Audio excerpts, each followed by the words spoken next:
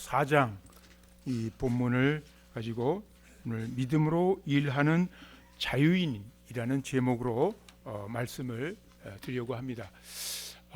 지금 시간이 12시 반이 살짝 넘었는데 제가 준비한 설교는 한 30분 정도가 될 것 같습니다. 그러면 보통 주일보다 한 15분에서 20분 정도가 좀 빨리 끝날 것 같습니다.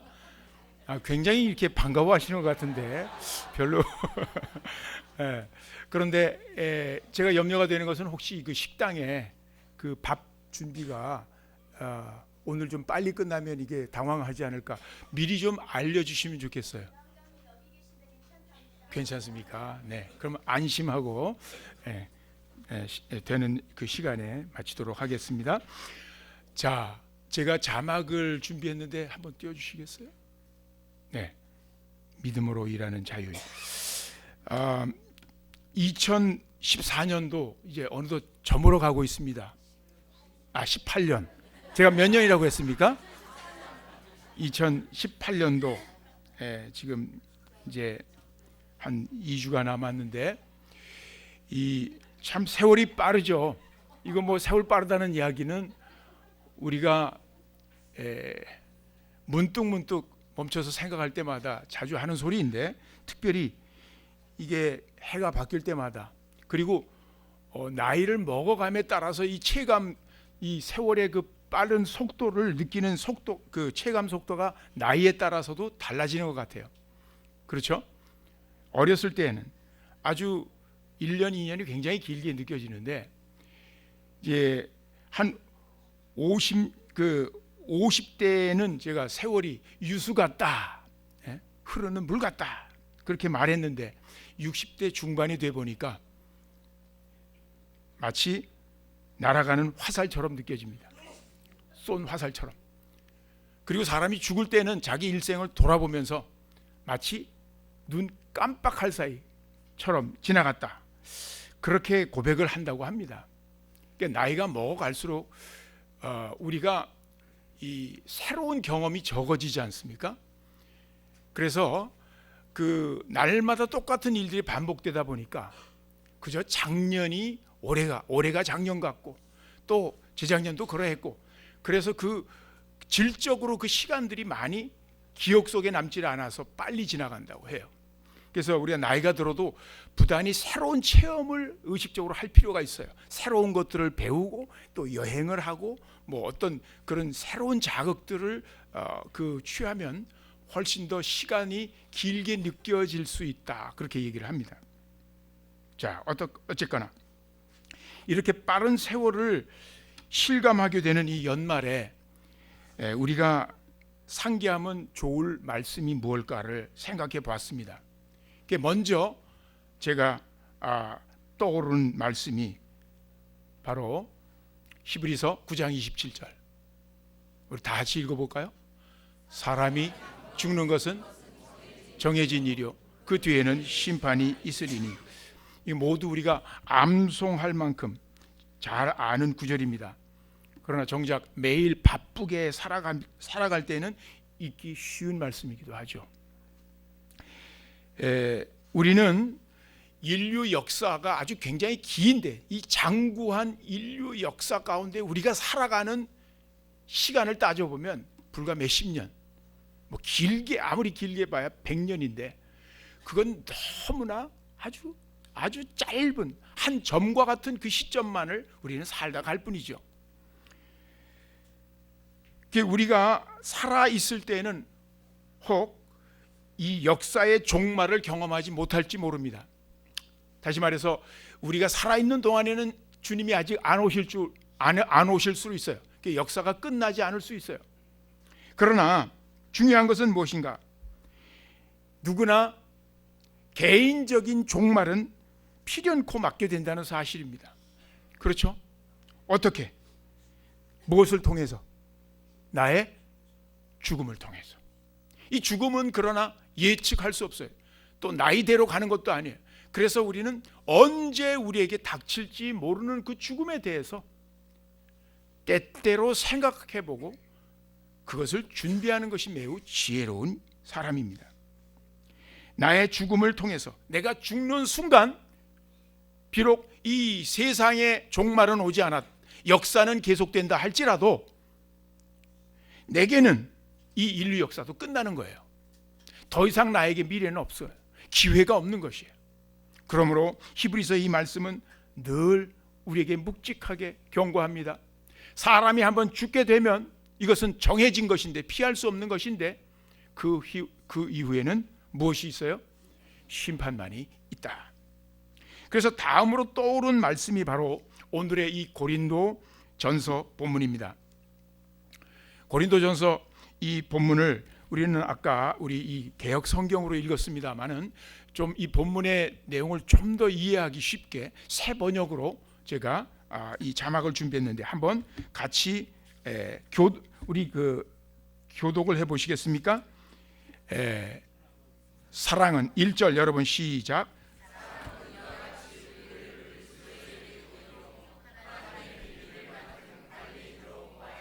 이런 경우에 관리인에게 요구하는 것은 신실성입니다. 3절.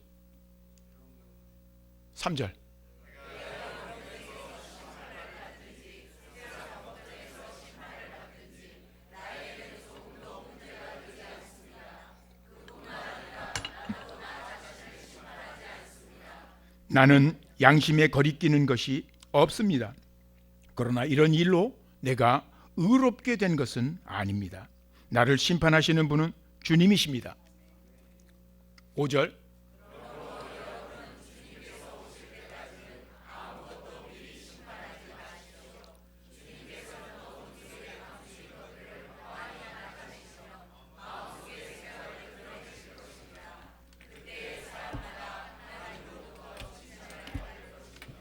네, 이 본문에는 여러 주제들이 담겨져 있어요.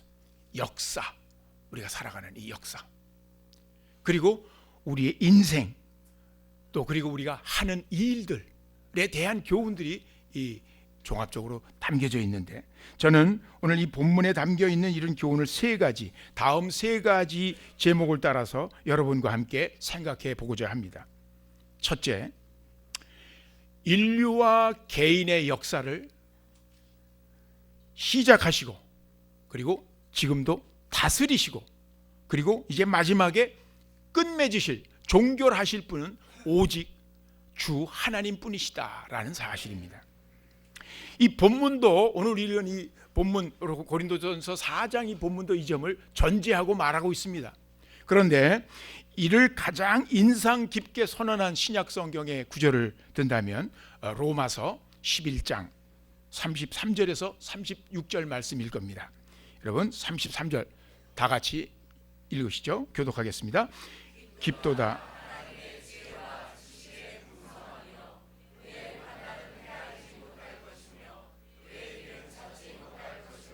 누가 주의 마음을 알았느냐? 누가 그의 조언자가 되었느냐? 같이 읽겠습니다. 이는 만물이 주에게서 나오고 주로 말미암고 주에게로 돌아감이라. 그에게 영광이 세세에 있을지어다. 아멘.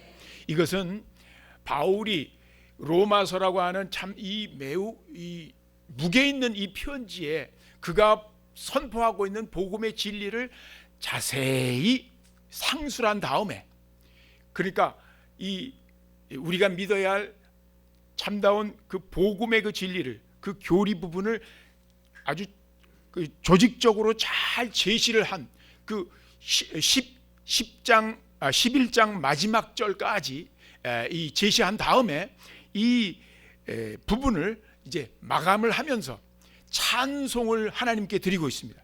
이것은 운문으로 된 찬송 시예요. 원문에 보면 이 찬송 시에서 바울은 하나님을 드높여요. 하나님이 어떤 분인지를 말씀하고, 하나님의 그 우리가 인간으로서는 이해할 수 없고 우리가 조언을 드릴 수가 없고 무언가를 그분을 위해서 해드릴 수 있는 분이 아니라는 것을 이야기하면서 하나님이 어떤 분인가를, 특별히 36절에서 바울은 하나님을 찬양합니다. 하나님은 만유를 지으시고 다스리시고 또한 섭리하시는 하나님이시다. 찬양하고 있어요. 첫째 여기 이는 만물이, 그 다음 두 번째 줄에 뭐라고 그랬어요? 만물이 주에게서 나오고 라고 하는 말은 하나님께서 지금 우리가 눈으로 보고 있고 또 이 눈으로 보이지 않는 모든 이 영적인 존재까지도 포함해서 이 세상 만물과 또 이 세상에서 일어나는 모든 사건들, 현상들을 다 포함하는 말이에요. 만물이라고 하는 말이에요. 모든 것이에요. 모든 것들이 주님에게서 나온다라는 말은 이 세상 만물과 모든 현상의 유일한 근원이시다는 거예요. 하나님께서 그분에서부터 출발해서 기원했고 그분에서부터 시작이 됐다. 둘째로 세 번째 줄에서 뭐랬어요? 만물이 주로 말미암고라고 이제 번역을 했습니다만은 이 표현은 그분을 통하여 존재한다 이렇게 돼 있어요. 원문에 좀 더 번역을 직역을 하면 이 표현은 하나님께서 이 모든 것의 주관자이시다. 하나님이 다스리시고 그 다음에 통치하고 계시고 그분의 지배 아래에 있다는 이 사상을 담고 있습니다. 만물의 주관자. 셋째로 만물이 그 다음 어떻게 되어 있어요? 주에게로 돌아간다라고 이 번역이 되어 있는데 바로 이 문장은 하나님께서 이 세상 모든 만물과 모든 이 현상이 결국은 그 지향하는 목적이다. 유일한 목적이다. 그분을 향하여 가고 있고 그분의 뜻을 이루기 위해서 그분을 향해 가고 있다. 뭐 이런 의미예요. 이사야 선지자도 바로 하나님의 이러한 우주적인 하나님의 통치와 하나님의 주권을 여러 군데에서 선포하고 있습니다. 이사야서 몇 군데만 보면 이사야서 40장 10절, 15절, 17절에 여러분 이 글씨 다 보이나요? 예, 보이죠? 다행입니다. 자, 그러면 또 10절 여러분 먼저 읽어보세요. 시작.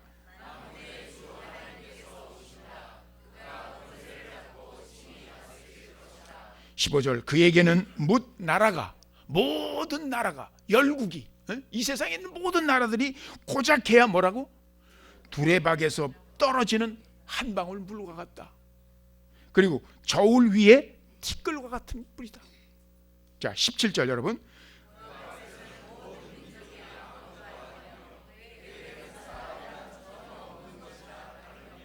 네, 이사야서 41장 2절부터 4절에서는 누가 동방에서 한 정복자를 일으켰느냐? 누가 그를 가는 곳마다 승리하게 하였느냐? 누가 민족들을 그에게 굴복하게 하였느냐? 라고 이사야는 묻고 있어요. 여기서 누가 했느냐? 여기 누가에 대한 것은 질문을 던지고 있는 이 답은 선지자가 이미 전제하고 있고 이 답을 많은 사람들이 이 질문을 던지면 알 수 있는 소위 수사학적인 질문이죠. 누가 이 일을 했다는 거예요? 이 세상을 지으시고 다스리시는 하나님께서, 주 하나님께서 바로 이 인류 역사에서도 한 정복자를 태어나게 하시고 또 그가 가는 곳마다 승리하게 하시고 그래서 모든 민족들이 그에게 굴복하게 하시는 것도 바로 누구예요? 바로 그 정복자 자신이 그 능력으로 그것으로 그가 행하는 것이 아니라 그 모든 것을 하나님이 나게 하시고 그 권세를 부여해 주시고 그 역사를 그렇게 이끌어 가시는, 허락하시는 분이 하나님이시다. 여러분, 징기스칸, 알렉산더 그리고 많은 이 세계에 패권을 쥐었던 많은 이 권력자들이 다 하나님의 허락 가운데, 하나님의 계획 가운데 인류 역사의 배우로 등장한 거예요. 그 시점에 하나님은 그들을 사용하셔서 이 역사의 뜻을 이루어 가시는 겁니다. 자, 그래서 이 기자는 그 다음 4절에서 같이 한번 읽어보세요. 시작. 누가 역사의 흐름을 결정하였느냐? 태초부터 나 주가 거기에 있었고 끝날에도 내가 거기에 있을 것이다. 자, 이사야서 45장에도 이와 비슷합니다. 45장 5절부터 7절. 나는 주다. 나밖에 다른 이가 없다. 이걸 계속 강조하고 있어요. 네가 비록 나를 알지 못하였지만 나는 너에게 필요한 능력을 주겠다. 그렇게 해서 해가 뜨는 곳에서나 해가 지는 곳에서나 나밖에 다른 신이 없음을 사람들이 알게 하겠다. 자, 7절에 같이 읽어보세요. 나는 빛도 만들고 어둠도 창조하며 평안도 주고 재앙도 일으킨다. 나 주가 이 모든 일을 한다. 자, 이 모든 본문처럼 하나님이 이 세상의 모든 만물과 이 세상의 모든 만상 안에서 일어나는 역사의 현상들, 사건들 어느 것 하나 하나님의 통치에 벗어나는 것은 없고 우연인 것이 없다는 것을 계속 선언하고 있습니다. 성경은 바로 이러한 하나님이, 바로 그 하나님께서 내 개인의 역사와 삶까지도 세밀하게 간섭하시는 분이심을, 주관하는 분이심을 가르치고 있습니다. 예수님은 어떻게 말씀하셨어요? 예수님은 하나님 아버지께서는 지금도 우리의 뭘까지 헤아리신다? 머리칼까지 헤아리시고, 또 하늘 나는 저 자그만 참새 한 마리도 그분의 허락이 없이는 떨어지는 법이 없다. 땅에 떨어지지 않는다. 그러므로 내가 태어나고 나에게 일어나는 모든 사건은 우연이 없습니다. 우리 그리스도인은 적어도 그렇게 믿어야 합니다. 모든 나에게 일어나는 사건은 우연이 없어요. 내가 태어난 것도 뭐 어느 날 어디에 우연히 그냥 뭐 엄마 아빠 만나고 또 이렇게 해서 태어난 것이 아니라 하나님의 아심 속에서, 계획 속에서 내가 태어난 것이에요. 그래서 타고난 팔자도 없어요. 우리 그리스도인은 그렇게 말할 수 없어요. 나의 인생은 어떤 팔자나 운명이나 재수에 따르지 않습니다. 점 보고 나의 운명이 어떤 것인가 하는 것은 하나님의 주권을 인정하지 않는 사람들이 하는 짓이에요. 하나님 아버지의 계획과 시간표에 따라서 지금도 나의 인생은 한치의 오차 없이 실행되고 있습니다. 하나님 아버지께서는 사도 바울이 반복하여 강조했듯이 우리가 태어나기도 전에, 즉 그의 표현이면 다 같이 창세 전에, 영원 전에 하나님께서는 그리스도 안에서 우리를 아셨고 그래서 우리를 택하셨다 했습니다. 이러한 하나님은 우리를 향하여 생각을 가지고 우리를 향한 뜻을 가지고 계시는데 에레미야서 29장 19절이 그것을 분명히 밝혀줍니다. 같이 읽어요. 여호와의 말씀이니라. 너희를 향한 나의 생각을 내가 아나니 평안이요 재앙이 아니니라. 너희에게 미래와 희망을 주는 것이니라. 자, 여러분, 우리가 첫째 기억할 것은 해를 넘기면서 역사 가운데, 역사의 흐름 속에서 이 모든 만물을 지으시고 통치하시고 다스리시고 그리고 이 만물의 끝을 결정하시는 분은 하나님이시다. 오직 그분만이 이 세상을 통치하고 계시는 유일한 주님이시다라는 사실이에요. 자, 본문은 두 번째로 하나님의 부르심을 받은 지금 이곳에서 그분의 뜻을 받들어 우리는 충성스럽게 일하는 종이 되어야 함을 말해주고 있어요. 자, 우리의 일에 대해서, 우리의 신분에 대해서, 우리의 자세에 대해서 말해주고 있습니다. 본문은 여러분, 하나님께서는 예수 그리스도를 통해 죄와 사망 아래에서 사탄의 종 노릇을 하던 우리에게 죄사함과 영원한 생명을 주셨습니다. 그리고는 우리에게 이 땅에서 하나님 나라의 통치를 받아 마땅히 해야 할 일들을 맡겨주셨습니다. 가정과 교회와 일터에서 우리에게 각각 맡겨진 소중한 일들이 많습니다. 주님은 그 일들을 감당할 능력도 공급해 주십니다. 그래서 이 사실을 깨닫는 사람은 신자가 돼야 이걸 깨닫죠. 신자가 되어도 이것을 모두 다 깨달았다고 말할 수 없어요.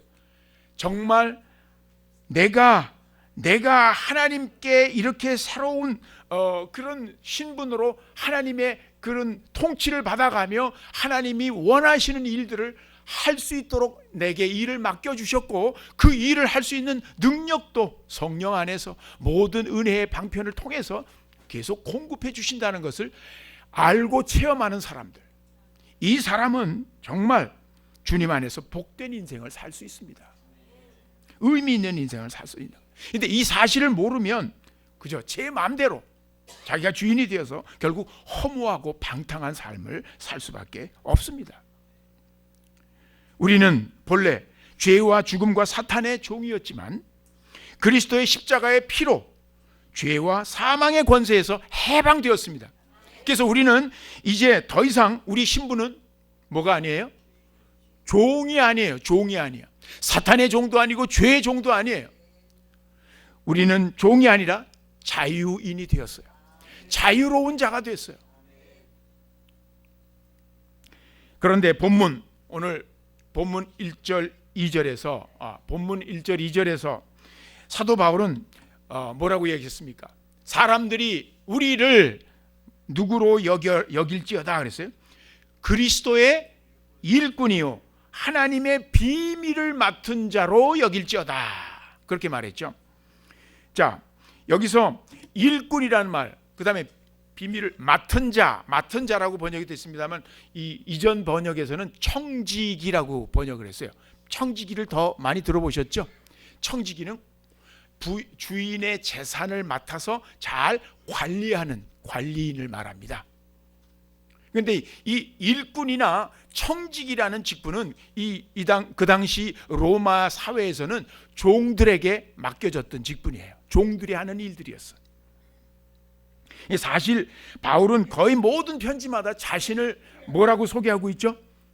그리스도의 종 바울, 그리스도의 종이라고 소개합니다. 그는 로마서 6장에서도 죄에서 해방된 신자는 이제 자발적으로 하나님께 순종하는 종이 되었다, 그렇게 종이 되어 살아간다라고 말하죠. 우리는 지금 이곳에 하나님의 부르심을 받아 광야 교회의 구성원으로 모였습니다. 말하자면 우리는 오늘이라고 하는 이 역사의 무대 위에서 그리스도의 일꾼이요 그리스도의 복음을, 하나님의 그 복음을 맡은 자로 부르심을 받은 것입니다. 또 광야 교회를 세우신 하나님의 뜻을 함께 이루어 가라고 부르심을 받은 사람들인 것입니다. 특별히 광야 교회는 쪽방 주민과 또 노숙인들에게 천국 복음과 생명을 전하고 급식과 생활 서비스 등을 제공하는 일에 함께 우리는 부르심을 받은 거예요. 하나님께서 우리에게 나누어서 지금 맡기신 역할은 여러 가지가 있죠. 뭐 제가 다 여기 꼽았는지는 모르지만 저는 이런 역할들이에요. 우선 예배와 복음 전도를 위해서 말씀을 선포하고 또 가르치는 사람들, 그런 이들이 있죠. 뭐 목사님들, 교역자들이 그렇고, 또 공동체 운영을 위해서 기획과 행정을 맡은 또 우리 직원들이 계시죠.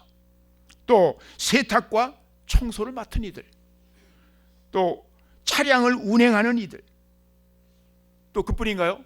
우리 굉장히 하는 일 가운데 중요한 일이 바로 이 조리, 배식, 또 설거지, 이런 등을 취사와 급식을 맡은 많은 이들, 시설과 장비를 무거운 장비를 운반하고 설치하는 이들, 또 항상 이렇게 어디에서나 악기를 연주하고 찬양을 담당하는 분들, 또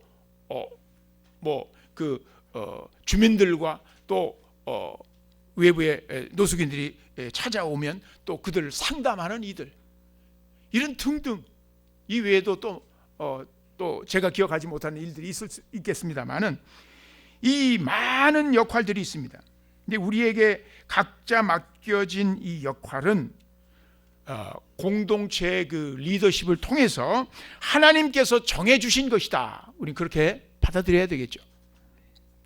이게 대개 이 일들을 맡게 된 것은 그 각 사람의 개성과 경력에 따라서 맡겨진 것이라 할 수 있으니까요. 이게 가장 그 사람이 잘 할 수 있는 일이 무엇인가 이런 것을 봐서 맡겼을 겁니다. 여기서 그러나 우리가 반드시 기억해야 할 아주 중요한 요점이 있어요. 우리가 하는 일에 있어서 뭘까요? 각 사람의 역할은 어느 것이나 귀천이 없고 모두가 귀중하다는 사실이에요. 이거 잊어서는 안 돼요. 많은 아까 그 교육자 뭐 설교하는 그 일들, 또 청소하고 저 변소 청소를 하고 또 막 설거지를 하고 또 뭐 이 여러 가지 그 좀 사람들이 보기에 좀 자질구레해 보이는 그런 일들이라고 할지라도 어느 것 하나 덜 중요한 일이 없다는 말씀입니다. 왜요? 왜? 그 이유는 모든 역할과 직분이 하나님께서 맡기신 것이기 때문에, 하나님이 친히 맡기신 것, 위임하신 것이기 때문에 그렇고, 이 모든 역할과 직분이 똑같이 하나님의 뜻을 받들어서 전체를 이루는 것이기 때문에 어느 부분도 빠져서는 안 돼요. 모두가 다 있어야 온전한 하나님의 뜻을, 광야교회의 비전을 이룰 수가 있습니다. 그래서 어떤 일은 귀하고 어떤 일은 천하다고 여겨서는 안 되는 것입니다. 우리 모두 공동체가 그런 의식을 피차 공유해야 합니다. 서로 존중해야 합니다. 서로가 필요한 것입니다. 꼭 필요한 일들을 맡고 있다는 것을, 나누어 맡고 있다는 것을 기억하시기 바래요. 자, 그러므로 여러분 한번 따라서 반복을 해보시기 바랍니다. 따라서 해보세요. 내가 어떤 역할을 맡고 있는가는 중요하지 않다. 내가 그 역할을 어떻게 감당하느냐가 중요하다. 그렇죠? 내가 어떤 역할을 내가 맡고 있느냐가 중요한 것이 아니고, 내가 맡고 있는 역할을 어떻게 감당하고 있느냐가, 그것이 하나님 앞에 중요한 것이, 의미가 있는 것이. 그러면 우리가 맡은 일을 어떻게 그러면 수행해야 할까요? 일에 대해서는 어떻게 이 본문이 가르칠까요? 본문 2절에서 사도 바울은, 본문 2절 저기 나와 있죠? 사도 바울은 맡은 자들에게 구할 것은 충성이니라. 지금 이게 우리 그 개역 번역인데, 이 개정 저기 뭐야, 새 번역에서는 어떻게 되어 있습니까? 맡은 관리인에게 요구하는 것은 신실성입니다. 이렇게 되어 있죠? 관리인, 그러니까 이 청지기를 관리인이라고 그렇게 번역을 했어요. 맡은 자들, 하나님의 그 일을 맡은, 우리 일을 맡은 자들에게 이 본문의 이 문장을 정확히 번역하자면, 맡은 자들에게 요구되는 것은 여기서 신실함입니다. 신실성입니다. 이렇게 번역하는 것이 좀 더 정확해요. 충성이라고 번역이 되어 있습니다. 충성이라고 번역이 됐는데, 이 충성 안에 이 원래 이 의미는 faithfulness, faithful, 믿음직하다, 믿을 수 있다, 그런 의미를 담고 있는 단어예요. 이 원어의 단어가. 그래서 그것을 신실함이라고 하죠. 신실함, 맡길 수 있는, 그래서 안심하고 믿고 믿음직한, 믿을 수 있는, 이런 의미를 가지고 있는 그 성품을 말하는데, 이 충성됨, 이 신실함이란 어떤 것입니까? 이게 우리에게 필요한 자세인데, 그저 충성하라, 죽기까지 충성하라 그러면 보통 충성하면 끝까지 붙들고 아주 집요하게, 끈기 있게 열심이라고 하는 것, 끈기가 먼저 이 충성이라는 단어를 생각하면 떠올리기가 쉬운 그런 생각인데, 중요한 것이 뭐냐면, 먼저 그 전에 충성, 신실함은 이 일을 맡기신 하나님의 뜻을 올바로 잘 분별하는 것으로부터 시작이 돼요. 하나님의 뜻을 잘 분별해서 그 뜻을 이루기 위해서 그 다음에 끝까지 최선을 다하는 자세라고 그렇게 설명할 수 있습니다.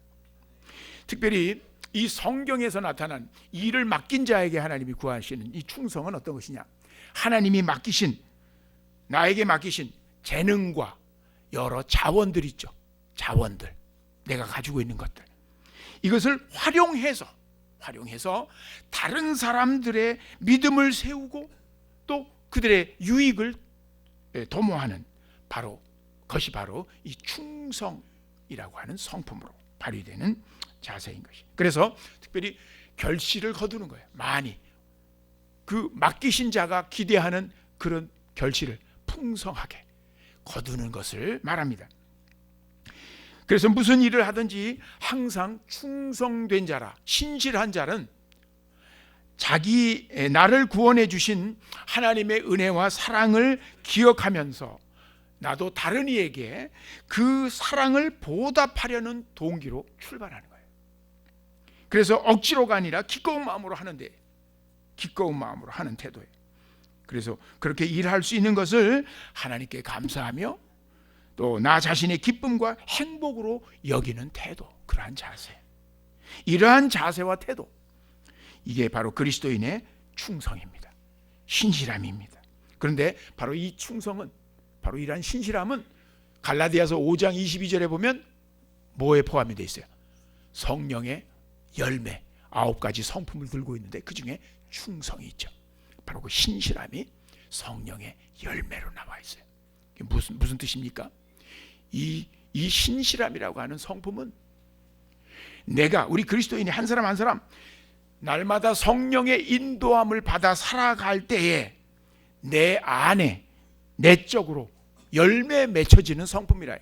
어느 날 한순간에 선물로 받는, 한순간에 갑자기 이게 생기는 어떤 그런 성품이 아니라 서서히 열매가 맺듯이, 특별히 성령과 연합해서 성령과 늘 함께 그분의 인도와 지배와 도우심을 받아 살아가는 사람에게 내적으로 이렇게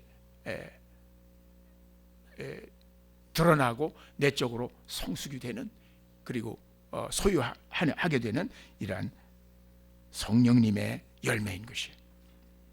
자, 이러한 성품을 우리 모두 빠짐없이 갖출 수 있기를 소원합니다. 자, 세 번째로 이제 본문은 이게 지금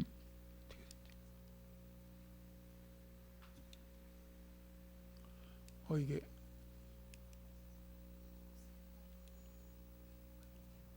세 번째가 나와야 되는데, 예, 여기 나왔죠. 자, 본문은 다 같이 한번 읽어보실까요? 장차 심판하실 주님 앞에서 믿음과 양심을 따라 일하는 자유인에 대해서 가르치고 있습니다. 부활하여 승천하신 주 예수께서는 역사의 종말에 다시 오셔서 모든 사람들을 빠짐없이 심판하실 것입니다. 예수님은 감람산 위에 앉으셨을 때 제자들에게 세상 끝에 일어날 일과 당신의 재림을 예언하셨습니다. 그리고 이어서 마태복음 24장에 보면 역사의 종말에 행하실 개인적인 심판을 달란트 비유로 설명하셨어요. 말씀하셨어요. 거기 달란트 비유 여러분 다 아시죠? 거기 등장하는 세 종들이 있죠. 그 세 종 가운데 한 달란트를 받아서 어떻게 했어요? 이 종은 땅에다 감추어 뒀어요. 주인 올 때까지. 그랬더니 종은 돌아온 주인에게 어떻게 평가를 받았어요? 악하고 게으른 종으로 판정을 받고, 그리고 있는 돈까지 빼앗기고 바깥 어두운 데로 내쫓겼습니다. 그러나 이 2달란트와 5달란트를 받았던 종들은 그것을 가지고 장사했고, 그리고 각각 2배씩 그 일을 남겼어요. 이 종들은 그 주인 앞에서 똑같이 착하고 충성된 종이다, 즉 신실한 종이다, 믿음직한 종이다 라고 칭찬을 받고 주인의 기쁨을 함께 누렸습니다. 이들은 적은 일에 충성했다고 했고, 그래서 그들에게 주인은 더 많은 일을 믿고 맡겼다라는 이 이야기로, 달란트 이야기를 우리는 기억합니다. 여기에서 2달란트, 5달란트의 그 분량은 중요하지 않아요. 차이가 없어요. 중요한 것은 그들이 맡은 일에 어떻게 해요? 충성했기 때문에, 신실했기 때문에 모두 칭찬을 받은 것이죠. 이 마지막 날에 주님 앞에서 이렇게 착하고 충성된 일꾼이라는 인정을 우리도 받아야 되는 것이 우리의 가장 큰 관심사가 되어야 하겠습니다.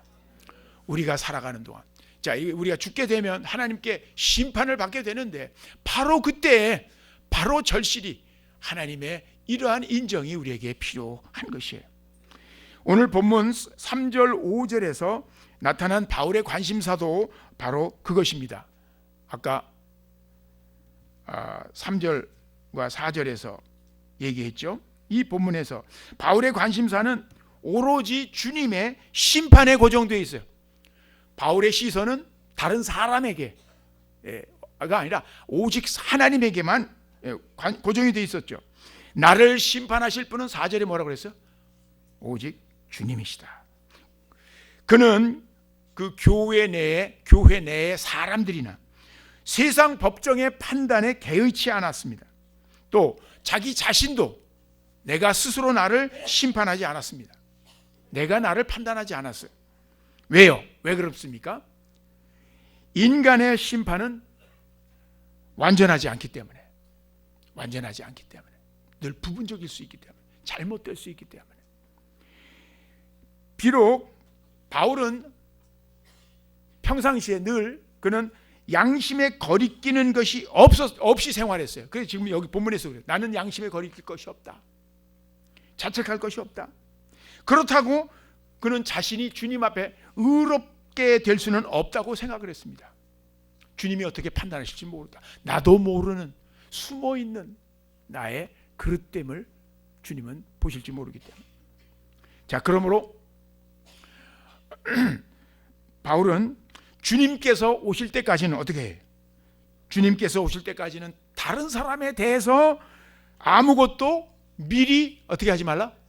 심판해서는 안 된다. 바로 이게 바로 성경이 우리에게 가르치는 거예요. 우리는 하나님처럼 다른 사람을 아주 최종적으로 심판을, 낙인을 찍어서는 안 된다. 너는 구제불능이야. 뭐 이런 말은 할 수가 없는 거예요. 너는 굉장히 된 사람이야. 뭐 이런 말도 할 수도 없고. 함부로. 우리는 사람의 그 평가는 사람을 겉으로만 보고 판단을 하죠. 그렇죠? 그러나 주님께서는, 자, 오늘 이 본문의 말씀인 것처럼 그날에 주님이 판단하실 때는 사람들의 감추어진 동기와 마음속에 뭐예요? 생각들을 환히 드러내고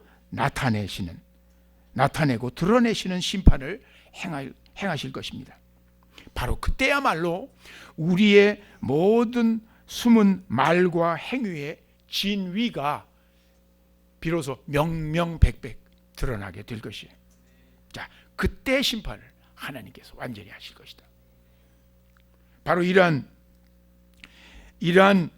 자세로 바울은 하나님만을 바라보며 그는 살아갔는데, 여기서 중요한 것은 바울처럼 우리가 이 양심을 따라 살아가는 거예요. 여러분, 양심인데 이게 우리 그리스도인의 특별히 신앙 양심을 따라 살아가는 것이 굉장히 중요합니다.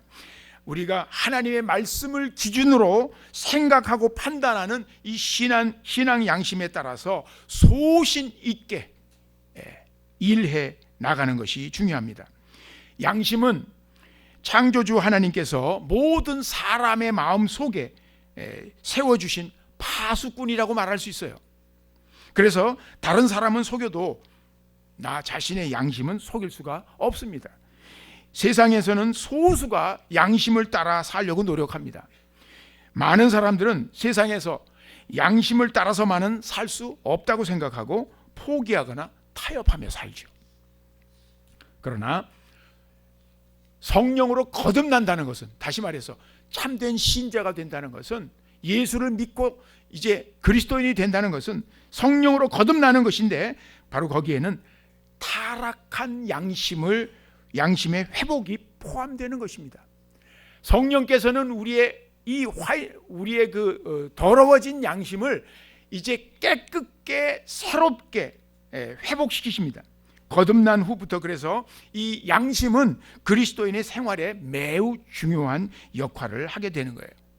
성경은 거짓 없는 믿음이 선한 양심 혹은 청결한 양심이라고 표현했는데, 그것과 함께 간다 그랬어요.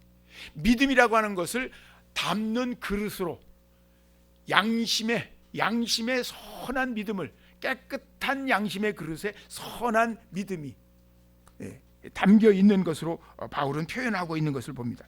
거짓 없는 믿음, 살아있는 믿음이 되어야 되는데, 살아있는 믿음은 뭡니까? 입술의 고백과 생활이 분리가 되지 않고 함께 통합이 된 믿음이 살아있는 믿음이에요. 그래서 우리의 믿음이 우리의 삶과 통합되기 위해서는 무엇보다도 우리 내면에서 들리는 무슨 소리? 누구의 소리? 양심의 소리에 귀를 기울이고 민감하게 듣고 따라가야 합니다. 양심은 우리를 판단해 주기 때문에 양심을 하나님께서 그렇게 두셨어요. 우리 양심은 우리의 행동뿐 아니라 마음의 생각과 동기까지 판단합니다. 지금까지 내가 알고 있는 성경 말씀에 비추어서 내 생각과 행동을 판단해 줍니다. 첫째, 양심은 내가 잘못됐을 때 그것을 잘못됐다고 지적하고 고발하죠. 아니, 넌 지금 알면서도 하나님 말씀을 어기고 있잖아. 혹은 네가 지금 이 일을 하려고 하는 진짜 동기가 뭐냐? 진짜 동기가 뭐야? 겉으로는 훌륭해 보일지 모르지만 결국은 네 이기심 때문이잖아. 뭐 이런 식으로. 또는 둘째로, 우리가 양심은 우리에게 우리의 행동과 우리의 생각과 우리의 마음이 지금 올바른 방향으로 가고 있다고 변호해 주기도 해요. 그래, 이렇게 하는 것이 옳은 거야. 이게 옳은 거야. 하나님이 기뻐하실 거야. 지금 너는 이 일을 네가 하고 있는 이 동기와 목적을 다른 사람들은 몰라주고 어떤 사람들은 오해를 해서 너를 비난하기도 하지만, 그러나 이 작은 일을 너는 처음에 하나님께 소원을 했던 대로 성실하게 끝까지 감당하는 것이 옳은 거야. 자, 개의치 말고 계속 이 일을 해. 이런 식으로 우리 양심이 우리를 변호해주고 우리에게 힘을 실어주는 겁니다. 오를 때. 그래서 형식적으로 양심은 형식적인 믿음에서 우리를 지켜줍니다. 그리고 양심의 소리를 따르는 것은 결국 하나님의 말씀에 복종하는 것입니다. 양심의 소리를 묵살하는 것은 이미 내가 알고 있는 하나님의 말씀을 불순종하는 것이 되는 것이에요. 우리는 오늘 바울처럼 오직 하나님의 심판을 의식하며 사람들의 평가에는 연연하지 않고 오로지 신앙 양심에 따라서 자유롭게 일하는 충성된 종들이 되기를 소원합니다. 자, 하나님께서 우리를 이곳에 부르셨습니다. 광야에 또 사막에 길을 내는 사람들이 되라고. 우리 한번, 여러분, 우리 좌우에 앉아있는 우리 형제 자매들 한번 서로 손을 좀 잡아보실까요? 쑥스럽습니까? 예, 얼굴 좀 보시면서 마주 보면서 한번 외쳐봅시다. 한번 한 목소리로. 자, 당신과 나에게 이 일을 맡기셨습니다. 우리 함께 아름다운 공동체를 이루어 갑시다. 네, 다 같이 기도하겠습니다. 인류 역사와